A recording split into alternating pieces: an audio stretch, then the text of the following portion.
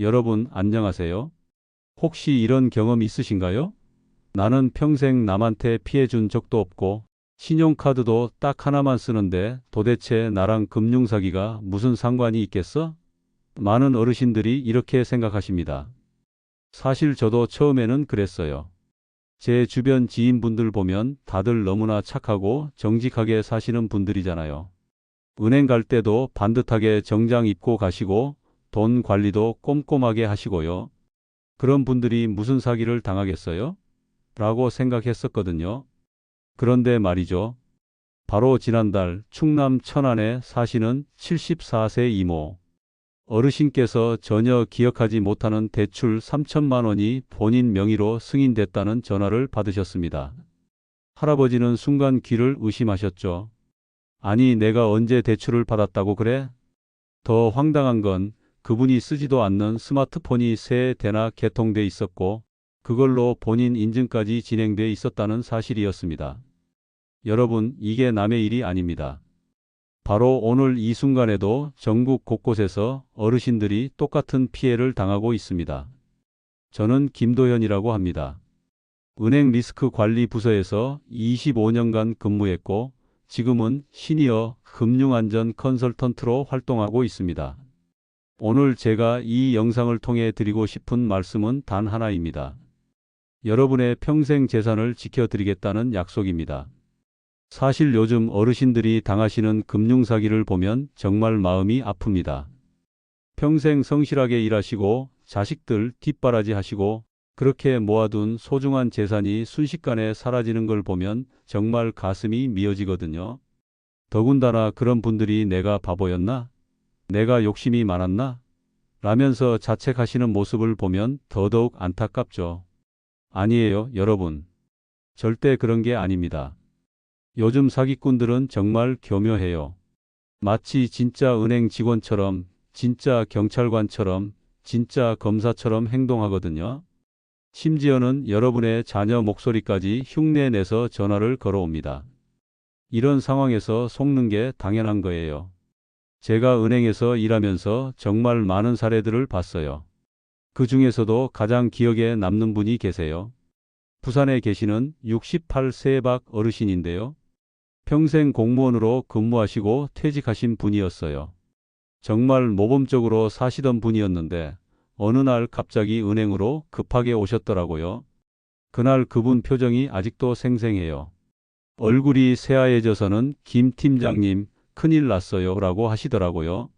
무슨 일이냐고 물어보니까 검찰에서 전화가 와서 본인 통장이 보이스피싱에 이용됐다고 지금 당장 모든 돈을 안전한 계좌로 옮겨야 한다고 했다는 거예요. 그때 제가 어르신 혹시 그 전화 받으실 때 상대방이 뭐라고 했는지 자세히 기억나세요? 라고 물어봤거든요. 그랬더니 그분이 말씀하시기를 김 팀장님, 그 사람이 제 이름도 알고 주민번호 뒷자리도 알고 심지어는 제가 어느 은행에 얼마나 예금해 뒀는지도 다 알고 있었어요 라고 하시더라고요. 여러분, 바로 이게 함정이에요. 요즘 사기꾼들은 우리 개인정보를 너무나 정확하게 알고 있어요. 그래서 전화를 받는 순간 이 사람이 진짜구나라고 믿게 되는 거죠. 마치 우리가 동네 이발소 사장님한테 김 사장님 오랜만이에요 라고 인사하는 것처럼 자연스럽게 말이에요. 그런데 잠깐 제가 오늘 여러분께 들려드릴 이야기는 여기서 끝이 아닙니다. 사실 더 중요한 비밀이 있어요. 사기꾼들이 절대 알려주지 않는 그들이 가장 무서워하는 단 한 가지 방법이 있거든요. 그런데 잠깐만요. 혹시 이 영상이 도움이 되고 계시나요? 그렇다면 구독 버튼 한번 눌러주시고 좋아요도 꾹 눌러주세요. 그리고 옆에 있는 알림 설정까지 해두시면 제가 앞으로 올릴 금융 안전 정보들을 놓치지 않고 받아보실 수 있어요. 정말 중요한 내용들이니까 꼭 설정해 주시길 부탁드려요. 자, 그럼 이제 그 비밀을 말씀드릴게요. 사실 사기꾼들이 가장 무서워하는 건 뭘까요? 경찰도 은행 직원도 아니에요. 바로 여러분이 시간을 달라고 하는 거예요. 그래요? 그럼 제가 생각해보고 내일 다시 연락드릴게요 라고 하는 순간 사기꾼들은 당황하기 시작해요. 왜냐하면 진짜 은행 직원이나 경찰관이라면 네, 천천히 생각해 보시고 연락 주세요 라고 할 텐데 사기꾼들은 아니에요. 지금 당장 해야 해요. 늦으면 큰일 나요. 라고 재촉하거든요. 바로 여기서 차이가 나는 거죠. 제가 은행에서 일하면서 느낀 건데 정말 급한 금융 업무라는 건 거의 없어요. 물론 응급실에 실려가는 상황이라면 모르겠지만 대부분의 금융 업무는 하루 이틀 늦어져도 큰 문제가 없거든요. 오히려 중요한 일일수록 신중하게 검토하고 결정해야 하는 게 맞아요. 그런데 말이죠. 여러분 중에 혹시 이런 생각하시는 분 계실 거예요. 아니야, 나는 절대 안 속아. 나는 워낙 조심스러운 성격이라서 그런 전화 오면 바로 끊어버릴 거야. 정말 그러실까요? 사실 저도 그랬어요. 제가 은행 직원이니까 당연히 안 속을 거라고 생각했거든요. 그런데 어느 날 집에서 쉬고 있는데 정말 그럴듯한 전화가 온 거예요. 안녕하세요. 국민은행 리스크 관리팀입니다. 고객님 계좌에서 이상 거래가 감지돼서 확인차 연락드렸습니다. 라고 하더라고요. 그 순간 저도 살짝 당황했어요. 왜냐하면 정말 제가 일하는 부서 이름을 정확하게 말하더라고요. 그래서 우리 부서에 이런 직원이 있었나? 라는 생각이 들면서 잠깐 혼란스러웠거든요. 다행히 저는 직업상 바로 알아챌 수 있었지만 만약 제가 일반인이었다면 어땠을까요? 여러분, 이게 바로 현실이에요. 아무리 조심스럽고 똑똑한 분이라도 순간의 당황스러움 때문에 실수할 수 있어요. 특히 우리 어르신들은 예의 바르고 착한 성격 때문에 혹시 내가 실수한 게 있나? 혹시 내가 모르는 사이에 뭔가 문제가 생긴 건 아닐까? 라고 생각하시잖아요. 바로 이런 마음을 사기꾼들이 노리는 거예요. 그럼 이제 본격적으로 실제 사례들과 함께 어떻게 하면 이런 피해를 막을 수 있는지 말씀드릴게요. 먼저 실제로 있었던 사례 하나를 더 소개해 드릴게요. 경기도 수원에 사는 70세 박 여사님은 병원 접수대에서 보험 확인 때문에 신분증을 복사해야 한다는 직원의 말에 아무 의심 없이 주민등록증을 맡겼습니다. 그게 시작이었습니다. 몇 달 뒤 본인도 모르게 5장의 신용카드가 발급돼 있었고 900만 원 가까운 금액이 사용된 뒤였죠. 박 여사님은 내가 병원에 간 게 잘못이었나 싶어 밤잠을 못 잤다고 말씀하셨습니다. 여러분, 정말 안타깝지 않으신가요? 병원에 가서 치료받는 게 뭔 잘못이겠어요. 그런데 박 여사님은 계속 자책하시더라고요. 사실 이런 일은 너무나 흔해요. 제가 상담했던 분 중에 대전에 사시는 67세 최 할아버지도 비슷한 경험을 하셨어요. 동네 휴대폰 대리점에서 요금제 변경하시면 더 저렴해져요 라는 말에 신분증을 내밀었는데 나중에 보니까 그 신분증 사본으로 인터넷 쇼핑몰에 계정이 만들어져서 몇백만 원어치 물건이 주문되어 있었대요. 할아버지가 그때 하신 말씀이 지금도 기억나요. 김 팀장님, 내가 평생 남 속인 적도 없고 거짓말한 적도 없는데 왜 나한테 이런 일이 생기는지 모르겠어요 라고 하시더라고요. 정말 가슴이 아팠어요. 그런데 말이죠. 왜 이런 피해가 우리 어르신들에게 집중될까요? 제가 오랫동안 관찰하고 연구해 본 결과 크게 3가지 이유가 있더라고요. 첫 번째는 디지털 환경의 빠른 변화 때문이에요. 요즘 스마트폰이나 앱 환경이 정말 빨리 바뀌잖아요. 어제까지 쓰던 앱이 오늘 갑자기 모양이 바뀌고 버튼 위치도 달라지고 그러니까 따라잡기가 어려운 거예요. 마치 우리가 새로운 동네로 이사 갔는데 길을 자꾸 바꿔 놓는 것과 같아요. 두 번째는 우리 어르신들의 순수한 신뢰심이에요. 설마 나를 속이겠어? 설마 나한테 나쁜 짓을 하겠어? 라는 마음을 범죄자들이 악용하는 거죠. 사실 이런 마음이 나쁜 건 아니에요. 오히려 우리 사회가 그동안 이렇게 믿고 살 수 있는 따뜻한 사회였다는 증거거든요. 하지만 안타깝게도 이런 좋은 마음을 노리는 나쁜 사람들이 있다는 게 현실이에요. 세 번째는 정보 고립 문제예요. 혼자 사시거나 주변에 이런 일이 생겼을 때 바로 확인해 줄 사람이 없으니까 대응이 늦어지는 거죠. 젊은 사람들은 이거 이상한데? 라고 생각되면 바로 인터넷에서 검색해 보거나 주변 사람들한테 물어보는데 어르신들은 그런 채널이 상대적으로 적으시잖아요. 그렇다면 어떻게 막을 수 있을까요? 제가 25년 동안 현장에서 일하면서 정리한 3가지 생활 수칙을 꼭 기억하세요. 이거 진짜 중요해요. 첫 번째, 신분증은 절대 손에서 놓지 말 것. 여러분, 신분증이 뭔가요? 그냥 종이 한 장이 아니에요. 여러분의 모든 정보가 다 들어있는 열쇠예요. 이 열쇠만 있으면 여러분 명의로 뭐든지 할 수 있거든요. 그러니까 병원이나 관공서가 아닌 다른 곳에서는 폭사나 촬영을 거절하세요. 꼭 보여줘야 한다면 직접 손에 들고 확인만 받으시고요. 실제로 제가 아는 분 중에 부산에 사시는 63세 김 아주머니가 계세요. 동네 마트에서 할인 혜택을 받으려면 신분증 사본이 필요하다고 해서 폭사를 해줬는데 나중에 그 사본으로 대출이 여러 건 진행되어 있더라고요. 그때 김 아주머니가 내가 할인 몇천 원 받으려다가 몇천만 원 손해를 봤구나라고 하시면서 정말 후회하시더라고요. 두 번째, 의심스러운 연락은 무조건 직접 확인하세요. 오늘 안 하면 계좌가 정지됩니다. 지금 당장 안 하면 큰일 납니다. 라는 문자나 전화가 오면 바로 은행 대표 번호로 직접 전화하세요. 절대 그 문자에 있는 번호로 전화하지 마시고요. 이거 정말 간단한 방법인데 효과가 어마어마해요.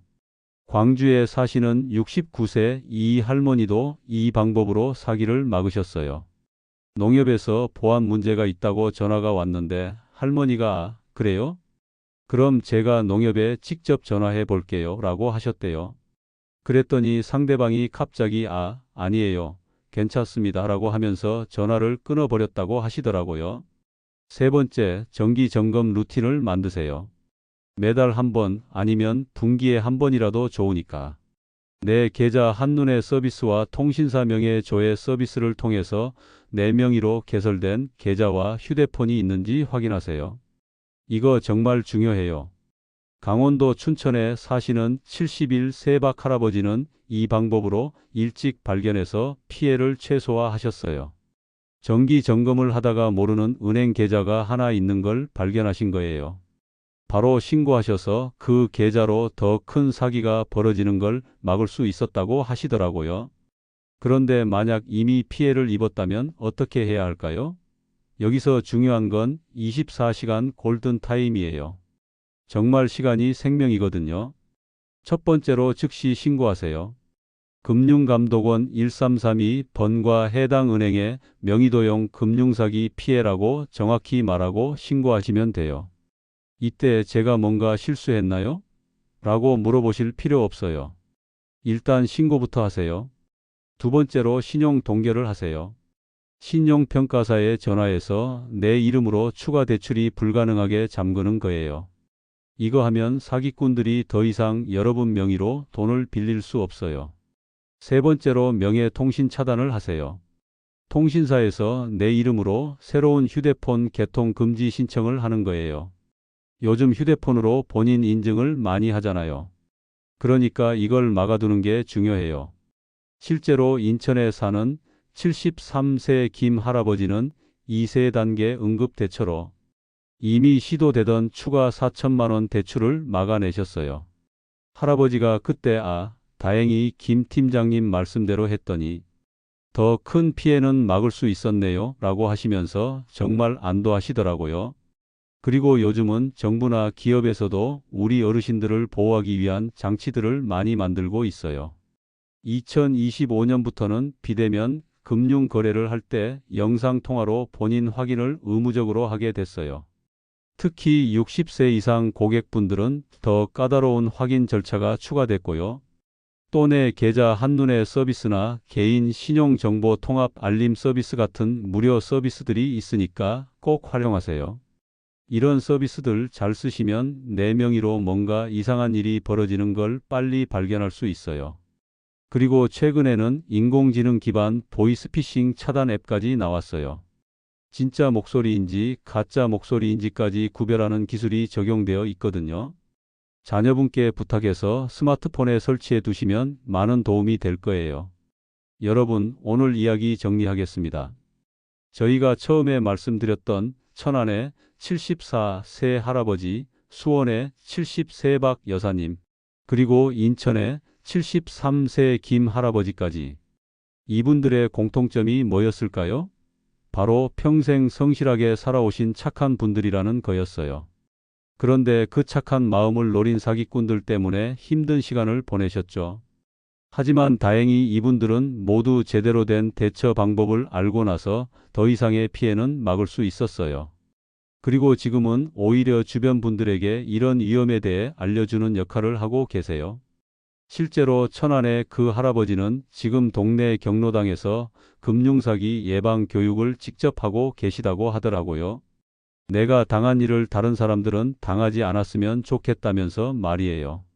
정말 대단하시죠? 그래서 제가 오늘 여러분께 꼭 기억해 주셨으면 하는 세 가지 원칙을 다시 한번 말씀드릴게요. 첫 번째, 신분증은 절대로 맡기거나 촬영당하지 않는다.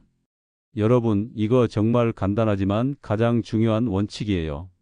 신분증은 여러분의 모든 것이 담긴 마스터키라고 생각하세요. 집 열쇠를 함부로 남에게 주지 않는 것처럼 신분증도 절대 손에서 놓으시면 안 돼요. 혹시 복사만 하면 괜찮겠지라고 생각하시는 분 계실까요? 아니에요. 복사본이 더 위험할 수 있어요. 원본은 여러분이 들고 계시니까 어디 있는지라도 아시는데 복사본은 어디로 가는지 누가 보는지 알 수가 없거든요. 부산의 김 아주머니가 하신 말씀 기억나시죠? 이제는 신분증이 얼마나 소중한지 알겠어요. 마치 집 열쇠를 함부로 남한테 주면 안 되는 것처럼요. 정말 명언이라고 생각해요. 두 번째, 피해가 발생하면 24시간 내에 신고, 신용 동결, 명의 차단 3단계를 즉시 실행한다. 여러분, 이건 정말 시간과의 싸움이에요. 마치 화재가 났을 때 119에 신고하는 것처럼 빨리 대처해야 해요. 금융감독원 1332번, 해당 은행, 신용평가사, 통신사. 이 네 곳에 바로 연락하는 거예요. 전화할 때 당황하지 마시고 명의도용 금융사기 피해입니다 라고 정확히 말씀하시면 담당자가 바로 도와드려요. 인천의 김 할아버지처럼 이 방법으로 추가 4천만 원 피해를 막을 수 있어요. 할아버지가 그때 김 팀장님 정말 다행히 빨리 대처해서 더 큰 피해는 막았네요 라고 하시면서 안도하시던 모습이 지금도 생생해요. 세 번째, 정기적으로 내 계좌, 휴대폰, 신용 내역을 점검하는 습관을 들인다. 춘천의 박 할아버지가 하신 말씀처럼 이건 마치 건강검진을 받는 것과 같아요. 정기적으로 체크해야 문제를 일찍 발견할 수 있거든요. 매달은 어려우시면 분기마다라도 좋으니까 내 계좌 한눈에 서비스, 통신사 명예 조회 서비스를 이용해 보세요. 그리고 신용정보 조회도 년에 한두 번은 해보시고요. 이런 작은 습관이 여러분의 재산을 지키는 가장 확실한 방법이에요. 여러분, 범죄자들은 늘 새로운 수법을 씁니다. 오늘은 은행 직원인 척하고, 내일은 경찰관인 척하고, 모레는 자녀인 척할 거예요. 하지만 여러분이 이 세 가지 원칙만 지키면 절대 당하지 않습니다. 이건 제가 25년 동안 현장에서 일하면서 확신할 수 있는 부분이에요. 특히 요즘은 인공지능 기술까지 악용해서 여러분 자녀 목소리를 그대로 흉내내는 경우도 있어요. 그래도 걱정하지 마세요. 아무리 기술이 발달해도 우리가 알려드린 원칙들은 변하지 않거든요. 신분증 보호, 즉시 대응, 정기 점검. 이 세 가지만 기억하세요. 그리고 한 가지 더 중요한 건 혹시 피해를 당하셨다고 해서 자책하지 마세요. 이건 절대 여러분 잘못이 아니에요. 오히려 그런 경험을 통해 더 현명해지고 강해지는 거예요. 수원의 박 여사님도 처음에는 자책하셨지만 지금은 이런 경험 덕분에 더 조심하게 됐어요 라고 말씀하시거든요. 여러분의 소중한 노후 자산은 반드시 지켜져야 합니다. 그 자산은 여러분이 평생 땀 흘려 모으신 소중한 결실이잖아요. 자녀들 뒷바라지하고 가족들 위해 희생하면서 조금씩 모아두신 그 돈이 사기꾼들 때문에 사라지면 안 되거든요. 오늘 이 영상을 보신 분들은 이제부터는 절대 피해자가 되지 않으실 거예요. 왜냐하면 여러분은 이제 어떻게 대처해야 하는지 정확히 알고 계시니까요. 그리고 혹시 위험한 상황이 생겨도 당황하지 않고 차근차근 대응하실 수 있을 거예요. 제가 은행에서 일할 때 항상 생각했던 건데, 금융사기 예방에서 가장 중요한 건 지식이 아니라 실천이에요. 아무리 좋은 방법을 알아도 실제로 하지 않으면 소용없거든요. 그래서 오늘부터 당장 시작하세요. 신분증 관리부터 시작해 보세요. 지갑에서 신분증을 꺼내서 한번 보세요. 아, 이게 내 모든 정보가 담긴 소중한 열쇠구나라고 생각해 보세요. 그리고 앞으로는 함부로 누구에게도 주지 않겠다고 다짐해 보세요. 그 다음에는 휴대폰에 금융감독원 1332 번호를 저장해 두세요. 혹시 모를 상황에 대비해서 말이에요. 그리고 자녀분들 연락처도 다시 한번 확인해 보시고요. 진짜 급한 일이 생겼을 때 바로 연락할 수 있도록 준비해 두세요. 마지막으로 오늘 들으신 내용을 주변 분들에게도 알려주세요. 동네 이웃들, 경로당 친구분들, 교회나 절에서 만나시는 분들에게도 이야기해 주시면 좋을 것 같아요. 한 사람이 알면 10사람이 안전해질 수 있거든요. 여러분이 이런 정보를 나누는 것만으로도 우리 사회가 더 안전해져요. 천안의 할아버지처럼 경로당에서 교육을 하실 필요는 없지만 차 한 잔 마시면서 요즘 이런 사기가 많다더라라고 이야기만 해주셔도 충분해요. 영상이 도움이 되셨다면 구독과 좋아요 꼭 눌러주세요. 그리고 알림 설정까지 해두시면 앞으로 제가 올릴 금융 안전 정보들을 놓치지 않고 받아보실 수 있어요. 여러분의 구독과 좋아요 하나하나가 더 많은 어르신들에게 이런 유용한 정보를 전달할 수 있는 힘이 되거든요. 그리고 궁금한 점이나 직접 경험하신 일들이 있으시면 댓글로 꼭 남겨주세요. 혹시 이상한 전화나 문자를 받으셨다면 어떤 내용이었는지 공유해 주시면 다른 분들에게도 도움이 될 거예요. 물론 개인정보는 빼고 말이에요. 저는 모든 분들의 사연을 정말 귀 기울여 듣고 정성껏 답해 드리겠습니다. 여러분이 남겨주시는 댓글 하나하나가 저에게는 너무나 소중해요. 그 댓글을 통해 또 다른 분들을 도울 수 있는 아이디어를 얻기도 하거든요. 혹시 주변에 비슷한 고민을 하고 계신 분들이 있으시면 이 영상을 공유해 주세요. 카카오톡으로 보내주셔도 좋고 직접 보여주셔도 좋고요. 한 분이라도 더 이런 정보를 알게 되면 그만큼 우리 사회가 안전해지는 거니까요. 여러분 모두 안전하고 평안한 노후 보내시길 진심으로 기원합니다. 여러분이 평생 쌓아오신 소중한 재산을 지키시고 편안한 마음으로 행복한 나날들을 보내셨으면 좋겠어요. 오늘도 끝까지 들어주셔서 정말 감사합니다. 여러분 모두 건강하시고 항상 좋은 일만 가득하시길 바라겠습니다. 고맙습니다.